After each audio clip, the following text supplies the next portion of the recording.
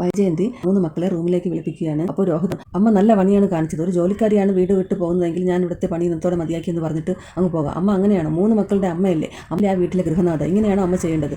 ഞാനാണോ അവിടുത്തെ ഗൃഹനാഥ? എനിക്ക് അവിടുത്തെ ഒരു വേസ്റ്റ് ബിന്നിൻ്റെ വില പോലും ഇല്ലല്ലോ. നിങ്ങൾക്ക് എല്ലാവർക്കും അലീന മതിയല്ലോ. നിങ്ങൾ എല്ലാവരും കൂടി എന്നെ ഒറ്റപ്പെടുത്തിയല്ലോ. അലീന ചെയ്ത കുറ്റം എന്താണെന്ന് ചോദിച്ചോ വൈജയന്തി പറയുകയാണ്. ബാലചന്ദ്ര മേനോന് എന്നെ വേണ്ടാത്തവളാക്കി. എൻ്റെ മക്കൾക്കും ഇപ്പോൾ എന്നെ വേണ്ട. എനിക്കിപ്പോൾ ആ വീട്ടിൽ ഒരു സ്ഥാനമില്ല. അവൾ എൻ്റെ വീട് പിടിച്ചടക്കി. അപ്പോൾ രോഹിത് ചോദിക്കുകയാണ്, ഇങ്ങനെ പറയാതെ അമ്മ എന്തെങ്കിലും ഒരു കുറ്റം സ്പെസിഫിക് ആയിട്ട് പറയുമെന്ന് പറഞ്ഞു. അവൾ എൻ്റെ വീട്ടിൽ ജോലിക്കാരിയായിട്ട് വന്നവളാണല്ലോ. ഞാൻ പറഞ്ഞു വിട്ടാൽ അവൾ പോകേണ്ടവളല്ലേ? പിന്നെ അവൾ എന്തുകൊണ്ടാണ് ബാലചന്ദ്രൻ മേനോൻ്റെ വാക്കും കേട്ടുകൊണ്ട് അവിടെ എന്നെ ധിക്കരിച്ച് കടിച്ചു തൂങ്ങി കിടക്കുന്നത്? അപ്പോൾ ഭവിത പറയുകയാണ്, അലീന ചേച്ചി വെറും വീട്ടുജോലിക്കാരി അല്ലല്ലോ, അച്ഛൻ്റെ മകളല്ലേ? ആണോ? എങ്ങനെയാണ്? അച്ഛന് ഒരു അവിഹിത ബന്ധത്തിലുണ്ടായ സന്തതി. അപ്പോൾ അവൾ ഞാൻ സഹിക്കണോ? എനിക്കത് പറ്റില്ല. ഇങ്ങനെ നാണക്കേടും മനക്കേടും സഹിച്ച് എനിക്ക് അവിടെ ജീവിക്കേണ്ട ഒരു കാര്യമില്ല.